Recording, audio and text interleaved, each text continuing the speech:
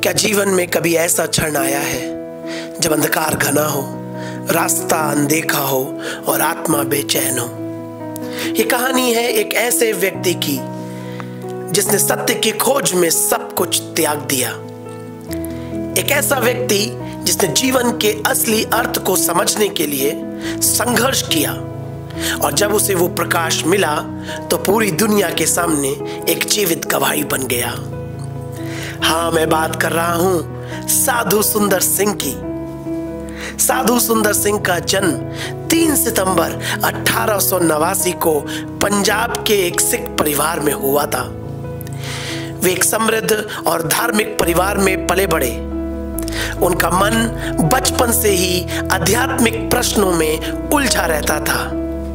वे गुरु ग्रंथ साहिब और हिंदू धर्म ग्रंथों का अध्ययन करते थे, लेकिन उनके भीतर एक अधूरापन था, एक बेचैनी थी। युवा सुंदर सिंह ने ईसाई धर्म को बहुत नफरत की नजर से देखा। उन्होंने बाइबल को जलाया, ईसाई प्रचारकों का विरोध किया और ईसा मसीह को स्वीकारने वालों की आलोचना की, लेकिन उनकी आत्मा को शांति नहीं मिली। 16 वर्ष की उम्र में जब साधु सुंदर सिंह निराशा से भर चुके थे, उन्होंने तय किया कि यदि परमेश्वर सच्चा है तो उसे उन्हें दर्शन देना चाहिए, अन्यथा वे आत्महत्या कर लेंगे। वो प्रातःकाल उठे, स्नान किया और प्रार्थना करने लगे। हे परमेश्वर, यदि तू सच्चा है तो मुझे अपना मार्ग दिखा, नहीं तो मैं इस जीवन को समाप्त कर दूंगा। और फिर कुछ अद्भुत हुआ।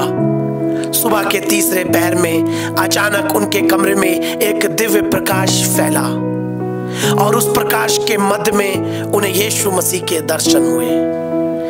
यीशु ने उनसे कहा, मैंने तुम्हारे लिए जीवन दिया है, क्या तुम अब मेरे लिए जीने के लिए तैयार हो? सुंदर सिंह हतप्रभ रह गए। वे जो ईसा मसीह को नकारते थे अब उनके सामने खड़े थे।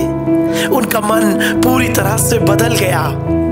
उन्होंने तुरंत यीशु को अपना उद्धारकर्ता स्वीकार कर लिया और पूरे मन से परमेश्वर की सेवा के लिए अपने जीवन को समर्पित कर दिया। सुंदर सिंह ने अपने परिवार को जब अपने परिवर्तन के बारे में बताया तो उन्होंने उनका बहिष्कार कर दिया, यहाँ तक कि उन्हें जहर देकर मारने की कोशिश की गई, लेकिन परमेश्वर की कृपा से वे बच गए।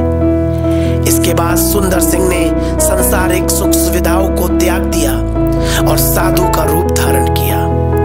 वे नंगे पैर भारत, तिब्बत, नेपाल और अन्य देशों में गए और यीशु मसीह का प्रेम और सत्य का संदेश सुनाने लगे। लोगों ने उनका विरोध किया, उन्हें पीटा, पत्थर मारे, लेकिन वे रुके नहीं। उन्होंने कहा, मैं अपने उद्धारकर्ता के लिए सब कुछ सहन कर सकता हूं, जिसने मेरे लिए अपना जीवन दे दिया। उनकी शिक्षाएं और संदेश लाखों लोगों तक पहुंचे और उन्होंने अनगिनत जीवनों को बदला। 1929 में सुंदर सिंह ने तिब्बत की एक अंतिम यात्रा की घोषणा की। वे परमेश्वर का संदेश लेकर वहां गए और फिर कभी लौट कर नहीं आए।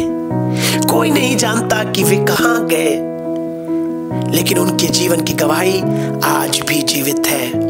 उनका समर्पण, उनका विश्वास और उनकी सेवा हमें सिखाती है कि जब हम सत्य को पाते हैं तो उसे पूरी दुनिया से बांटना ही हमारा कर्तव्य है। परमेश्वर आप सभी को आशीष दे।